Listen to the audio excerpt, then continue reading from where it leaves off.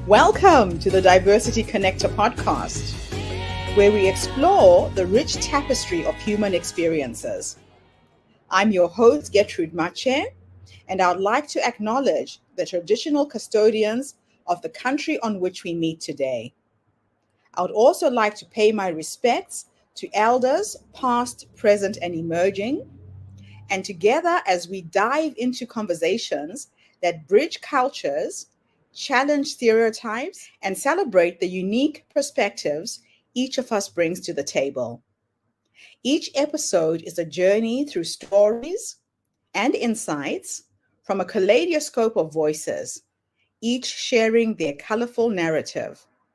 Whether you're at home, on the go, or just anywhere in between, you're now part of a community that values understanding, inclusivity, and the beauty of diversity. So plug in your headphones, get comfortable, and let's connect through the power of our shared stories.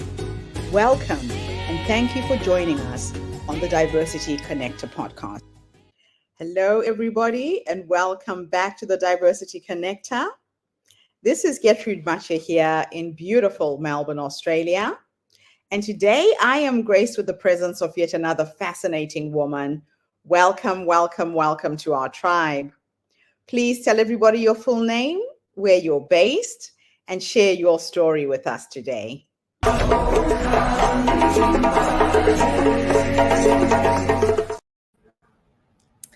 Hi, everybody. My name is Naadiya Moosajee. I am based in Cape Town, South Africa. I am an engineer turned entrepreneur. I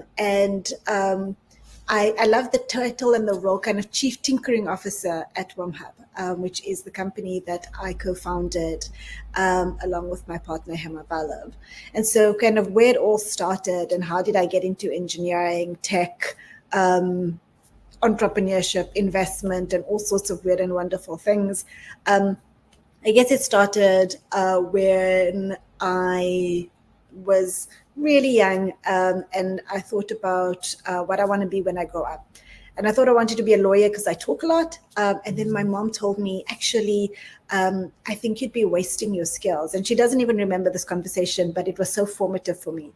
And I thought, oh my goodness, what am I going to be? And I went to the place where all young people go for information, which was Google at the time. Although today I found out, somebody said, I'm no longer going to Google for information, I'm going to TikTok, and I wasn't sure whether I should be horrified or not. But anyway, that's a conversation for a different day. So I went to Google and I said, what is it that somebody who loves geography, because I absolutely loved geography, tectonic plates and all of these, very cool things and rocks and different kinds of rocks. What do people who like rocks go and do? And I found something called geology. And I said to my mom, I'm going to be a geologist because I love rocks.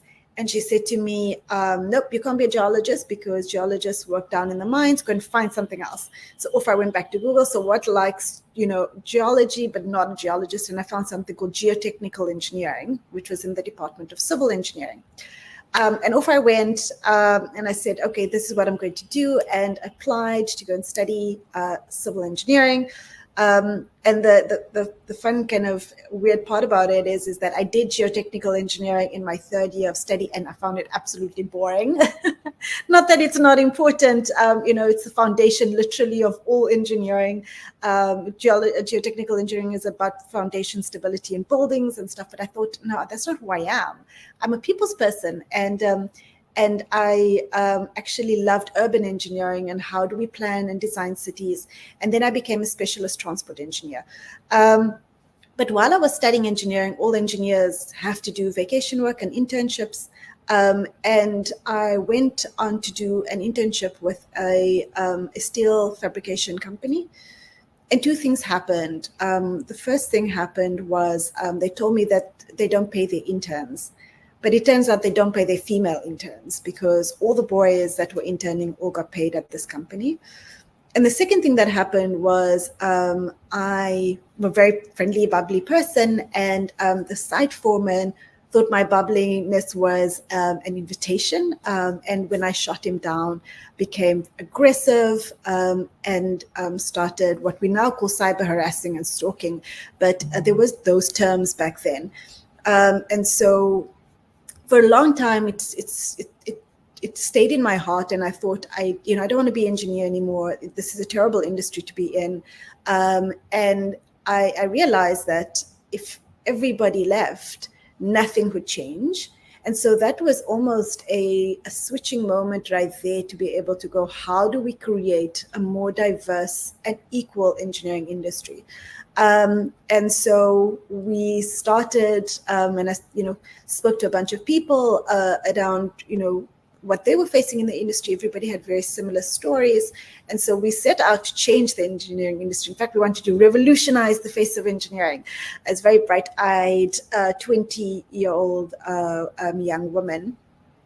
And that started the formation of my first foundation called WomHub. And the purpose and the mission was to be able to create a more diverse and equal engineering and tech industry, but also to be able to bring engineering into the space of gender transformation, and understand that women bring a different piece to the table, in terms of the way we think, the way we act, the way we behave. And subsequently, over the last actually 20 years, I've been working on building out this ecosystem, supporting young women and girls getting into engineering and tech careers, helping women who are in entrepreneurship, who've got their own businesses in STEM industries, and we define STEM as science, technology, engineering, mining, manufacturing, get into STEM industries. We build innovation spaces. And so we've got the latest technology in our spaces. We've got VR labs, we've got fintech labs, we've got really cool spaces, but they female focused. So we have things also like lactation rooms, menopause rooms, like a lot of things to be able to help women thrive in the workplace. And then the last thing is we've built a venture capital fund that invests in female entrepreneurs, specifically in the African continent. So it's a $30 million fund. And to be able to kind of build the old ecosystem. But, in terms of transformation, that was really important for me. What I was really passionate about, and have become increasingly passionate about, is cybersecurity, because I don't want any woman to go through what I went through 20 years ago. And as we give away our digital rights and become more online, we realize that the virtual world is not a safe space for women. And so it started cybersecurity programming to support young women, to keep them safe online. We some of the stuff that I'm most proud of is kind of building early warning systems for activists to be able to keep them safe online. So kind of started my career in the worst possible way, but actually thinking about it now as I reflect, it was about how do I build a career that kind of supports getting young women excited about engineering and tech careers, and making sure that we have the skills for the future, and that the skills are diverse and they focus specifically on making sure that women are part of the engineering and tech industry. And then on the security front is actually making sure that women are safer online, that we can live a fulfilling life online and not worry about some of the cybersecurity challenges that we're facing today. And so, every day getting up and do something different that has real purpose and meaning for me is incredible. And I count myself exceptionally fortunate and lucky to be able to do so on a daily basis. And that's really, the start of how I've kind of come to be as kind of this engineer, entrepreneur, and also an investor, because we fundamentally believe that nothing changes if we can't move money and capital into the hands of women entrepreneurs. And so I think one of the other pieces around the work that I do is being able to actually physically write checks into women-owned businesses, invest in women-owned companies, invest in companies that support women, write checks to young people who want to go and study further. And so, both in a personal giving perspective, but also from a professional perspective through our capital arm. And so WomHub today, my company, is probably one of the largest capital movers into the hands of women entrepreneurs on the African continent. and we do it quite stealthily. We find really incredible entrepreneurs through our incubators and accelerators. They go through due diligence, through the investment side of the work that we do, and they either get direct investment out of our venture capital fund, or we're able to provide concessional grant funding for female entrepreneurs. And we are currently building a solution to support women who have businesses that speak to climate change. And so that is a new fund that we are building, and we've got some funding to be able to de-risk other funders and write checks to support women who are at the coalface of fighting climate change, but with a business solution. And that's me. Oh my gosh, your story is such an inspiration and absolutely music to my ears. Having grown up in Zimbabwe, personally, starting my career in STEM, I remember the days when you were always the only woman in every single situation. And it's good to see that things are actually changing now and that the support is there from organizations like yours to really empower women and get them into these difficult spaces. So, what has been the biggest challenges that you faced in striving for gender parity in STEM, and how have you addressed them? So, I mean, I think some of the biggest challenges is really being the wrong color, the wrong age, the wrong gender in fighting gender transformation. Um, Yes. and a lot of the time, we fundamentally believe in a fair world, right? But actually, the truth be told is that the world is very unfair, and that men in suits control all the power, and we have to fight every single day to be able to reclaim some of that power. And like literally become battle hardened. And I think what we changed is the narrative. So a lot of the time with companies, and I do a lot of public speaking, I do a lot of engagements with corporates, and when I talk to them about gender transformation and empowerment, I never talk to them about from a rights-based perspective. I don't talk about fairness, I don't talk about equality, right? I actually talk about business sense. Because actually, when we get diversity and inclusion right, it actually leads to the bottom line of companies growing. And so when we go from a financial perspective, like, hey, hire more women, you'll make more money, it becomes a no-brainer versus hire more women, it's the right thing to do. And I think that's, been over time kind of the switch that we've created consistently to be able to help companies understand the value add of diversity and inclusion more than anything else. Oh, I absolutely love it.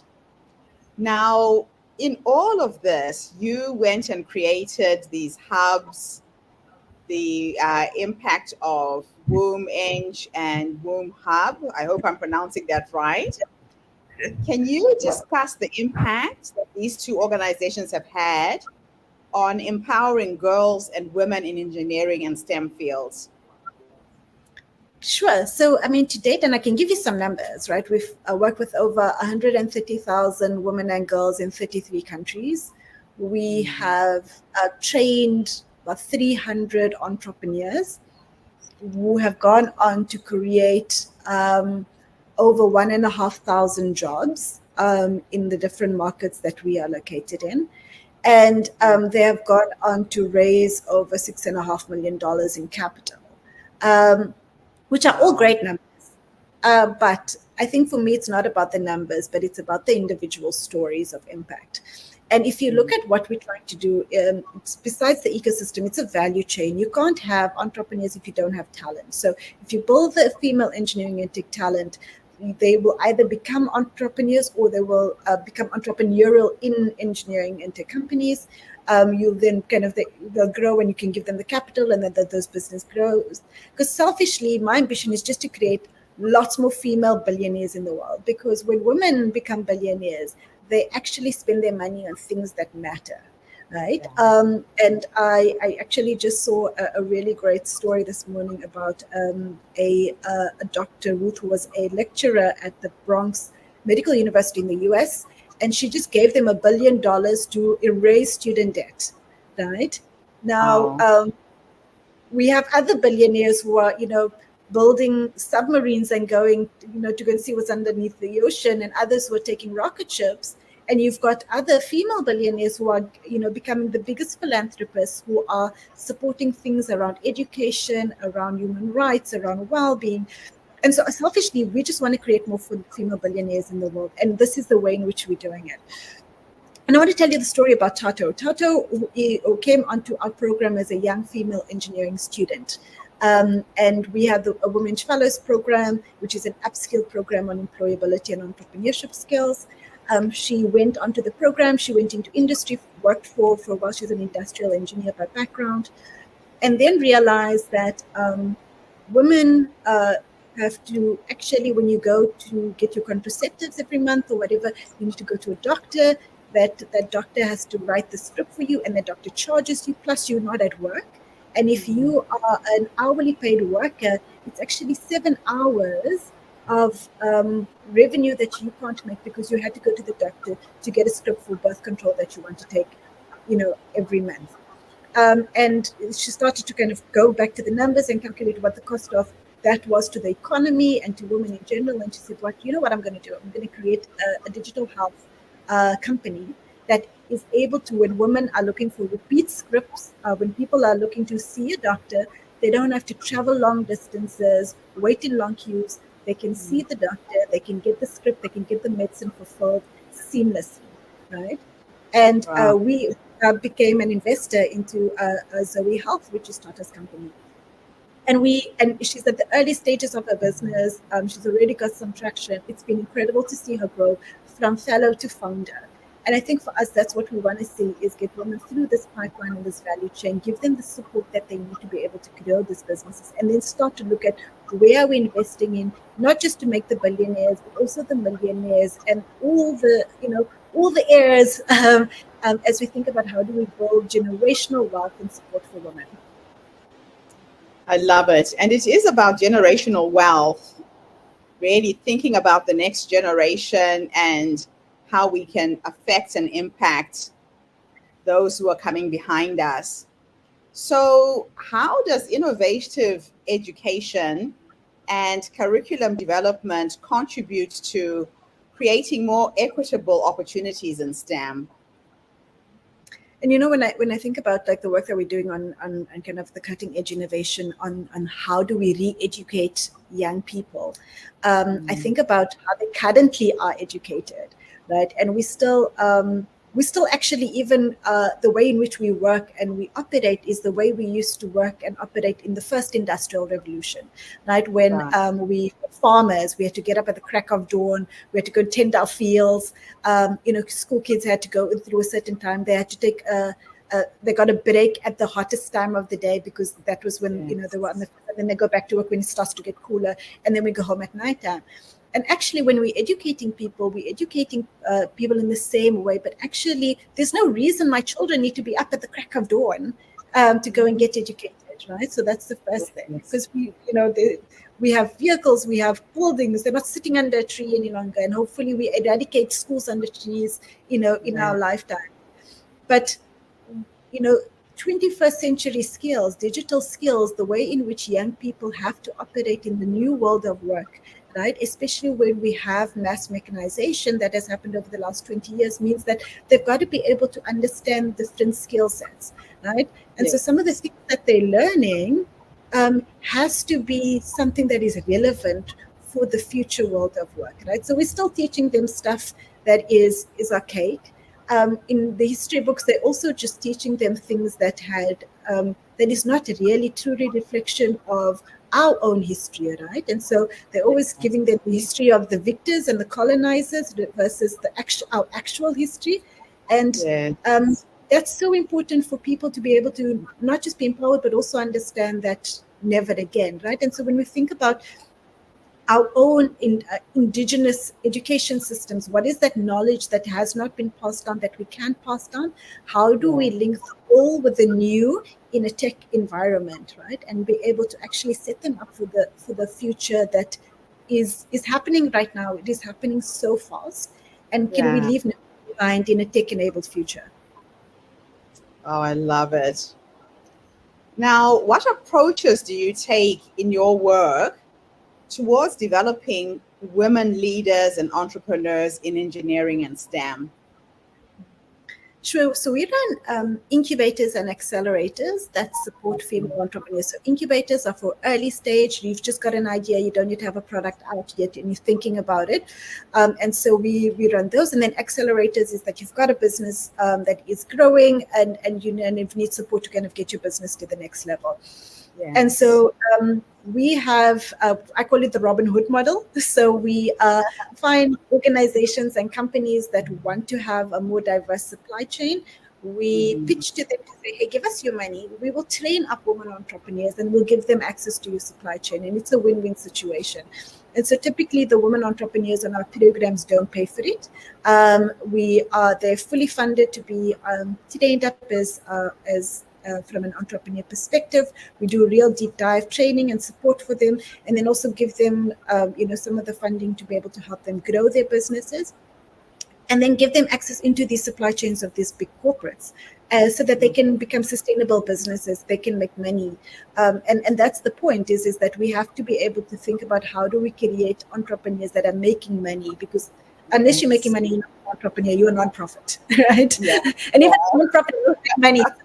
If you're not making money, then I don't know what you're doing, right? Even as a nonprofit, everybody should be making money. It's just your purpose and what you do with the extra money at the end of the day, after all is said and done, is different for nonprofits. But everybody should be making money. I love that. It's such an obvious thing for any entrepreneur. So, how do you incorporate global perspectives in your work, especially in light of your role with the World Economic Forum's Global Future Council? And so I was on the council, the Global Future Council for Gender Education and the Future of Work. Right. And rotated off the council. I'm now part of kind of the B20 task forces. B20 is the business think tanks that support G20 governments when they have their big meeting around policy papers. And I'm on two task forces, one on gender acceleration and the other one on financial inclusion. And this year, B20 is hosted by Brazil, so I'm on the B20 Brazil task force. I've been previously on the task force for India, Indonesia, and for Saudi Arabia when they hosted the B20. And it's really around understanding what's happening in the world right now, and being able to help think from a policy perspective, how we're able to structurally and systematically change things. Now, being on from a policy perspective for the last 4 years, I can tell you that almost every year we make the similar policy recommendations. Policy is slow to change, right? Governments are slow to change, and that's why entrepreneurs are much faster in being able to be adaptive to what's happening in the environment. And for me, that's the interesting and exciting piece, is bringing that global thinking into local execution on our programs, and supporting entrepreneurs as well. Oh, I love it. Yeah, globalization is the thing right now. And we really have to think beyond our borders in terms of sustaining our businesses. So, how has your background in civil engineering influenced your approach in advocating for diversity and gender parity in STEM? And I think, when you're an advocate in STEM, you've got to actually have the technical background because people are just not going to take you seriously. Yes. And so, having an engineering, I've got a master's degree in engineering. And that legitimizes my fight in engineering to be able to transform it, right? Because I'm trying to transform it from within, from a place of understanding, of both the opportunities as well as the fear of the industry to change, right? Civil engineering is one of the oldest industries in the world. And to be able to actually have people understand that actually when you have diversity and at the design table, you build cities that are inclusive for all. And, sometimes I think about, because I'm a specialist transport engineer, even though I haven't kind of been a transport engineer for a very long time. But when we think Yeah. about how we build cities, right? For example, if I think about how women take public transport versus men will take the Yes. quick, most convenient route to access public transport.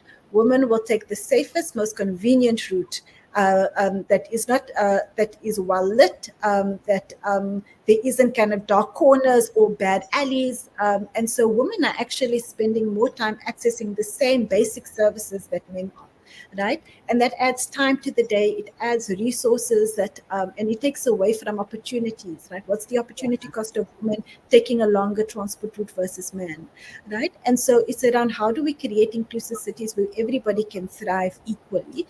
And I think Yeah. that for me is really important when you become an advocate in this space, to be able to go, how do we create this infrastructure, everything from basic infrastructure. Do we have enough female bathrooms in a building to Yes. are women able to access public transport in the same way men do?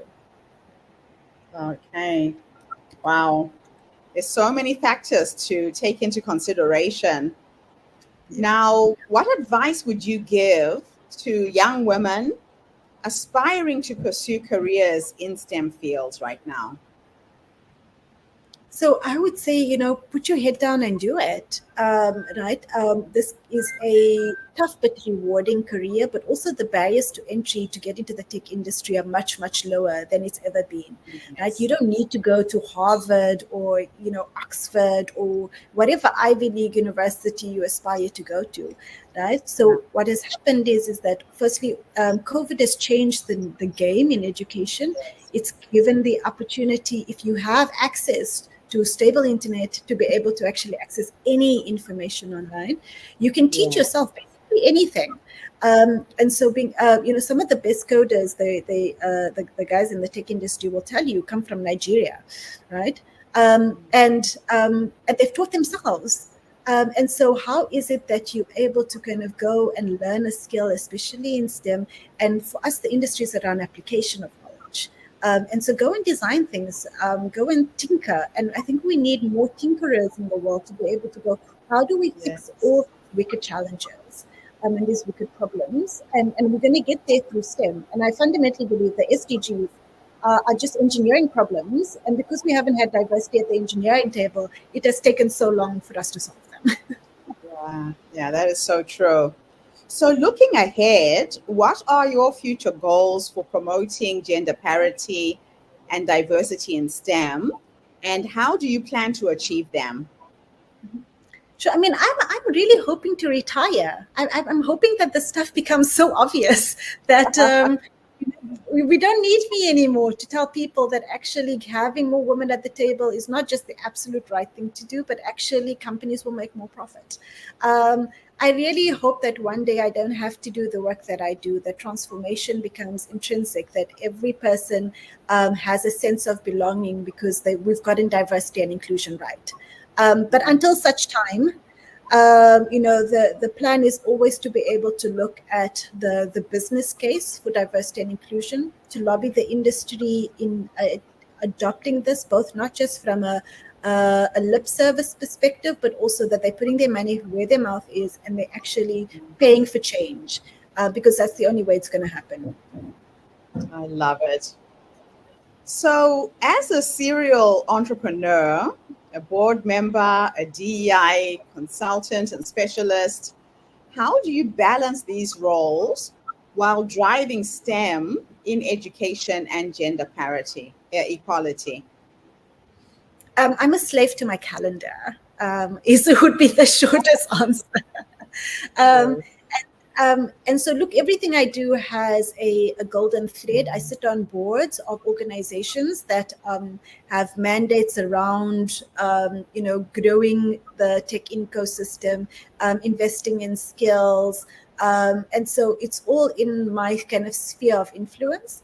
And then the Yes. things that I say yes to are things that actually look at how do we support a more inclusive world. And I say a no a lot. And I think for women, we've got to become more comfortable with saying no, and no being a sentence, no justification required. And so I think that that's the other kind of lesson is that in my younger days, I said yes to everything, became Yes. really overloaded and overburdened. Whereas now, as kind of having all of those things, and so many other roles as well, and so many different, because I don't wear many hats, I wear many scarves. So all the scarves that I wear, I've got to be very, very specific around what I choose to do and what I don't. Oh, I love it. I absolutely love it. You know, your story is just so inspiring and it's so refreshing to see a woman leading in this field, really pulling as many women as she can up with her. Thank you for your work. You have totally, totally inspired me today. My last question is very, very personal. So, I won the New Zealand Australia Women in Technology Awards in 2021. I have designed an application to connect my community. It pushes out my video coaching program, so it's got an edutech aspect to it. And it has a fintech aspect in the sense that people are paid through their cell phones. It's geared at creating a digital marketplace for women in developing countries. Combination of WhatsApp, they transmit their images of product, of services through their cell phones. We expose them to a database of buyers. And when the buyers pay, we transmit the money back onto their phones. Now, I am facing every rejection under the sun. I have pitched to over 200 events here in Australasia. My disadvantages, as you can see, my little chocolate brown skin is a strike. I'm female, I'm in technology, and I'm 58 years old. What advice would you give someone like me who has a vision and a dream and a concept that could revolutionize how women in developing countries can get a bridge so they can transact in the global marketplace?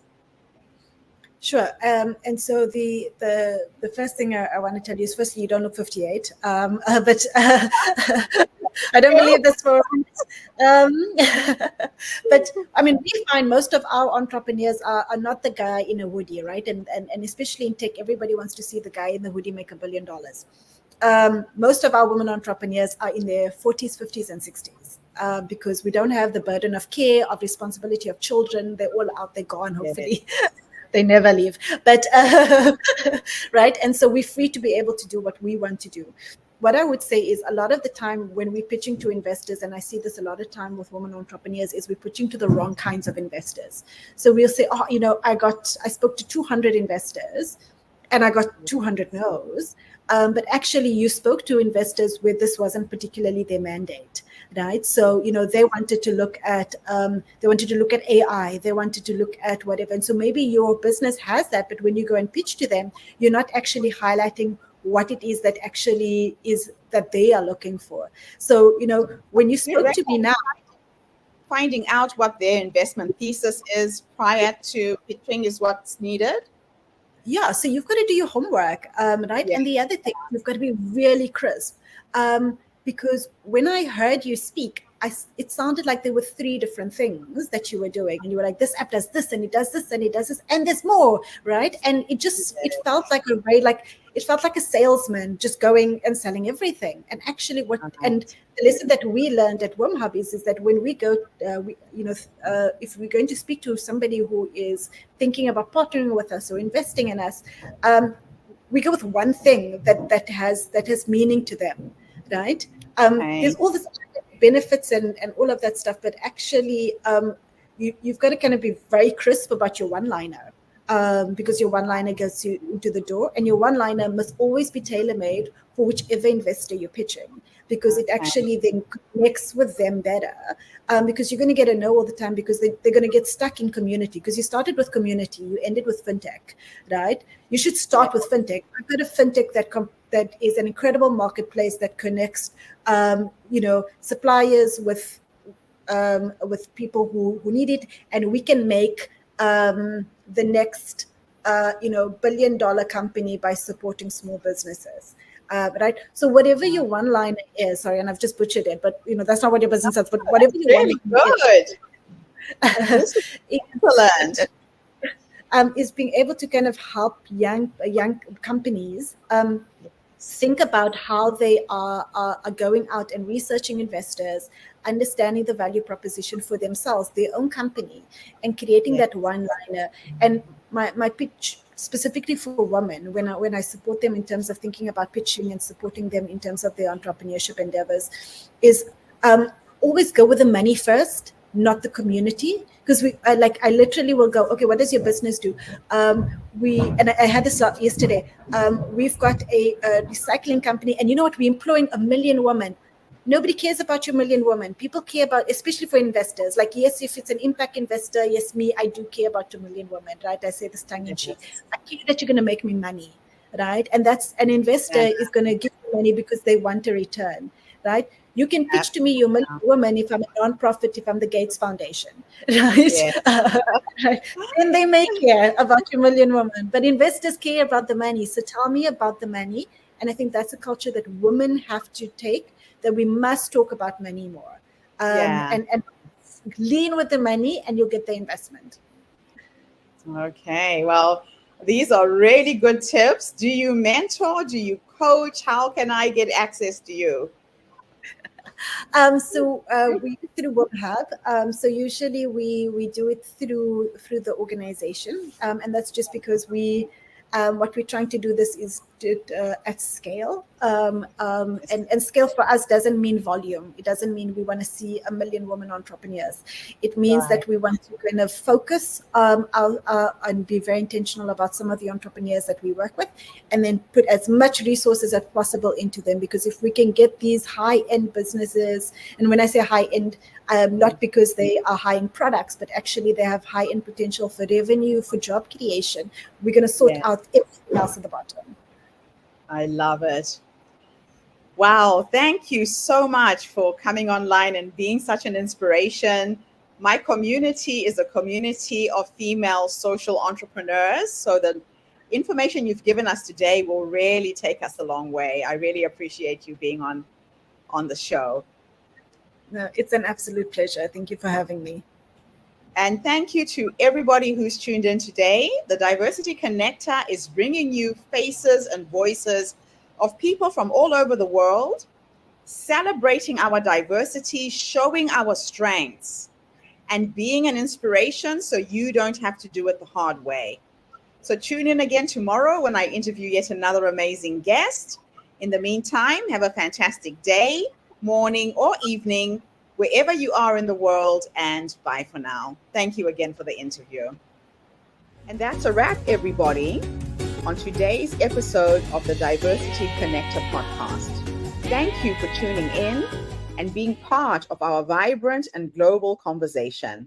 I'm your host, Gertrude Mache, and it's been an honor to share this space with you, where voices from all walks of life come together to weave a tapestry of diverse perspectives.